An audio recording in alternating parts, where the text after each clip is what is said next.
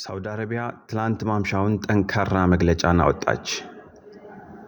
ሳውዲ አረቢያ ግዛቷም ሆነ የአየር ክልሏ በማንኛውም ሁኔታ አሜሪካ በኢራን ላይ ለምትሰነዝረው ወታደራዊ ጥቃት ማገልገያ እንዲሆን እንደማትፈቅድ አስታወቀች።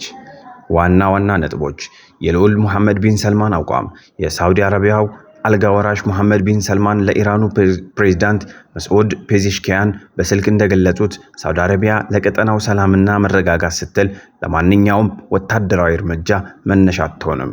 ገለልተኝነት ሳውዲ አረቢያና የተባበሩት አረብ ኤሚሬትስ በተመሳሳይ ሁኔታ የአየር ክልላቸውን፣ የምድር ግዛታቸውን ወይም የባህር ክልላቸውን አሜሪካ በኢራን ላይ ለምታደርገው ጥቃት ላለመፍቀድ መወሰናቸው ተዘግቧል።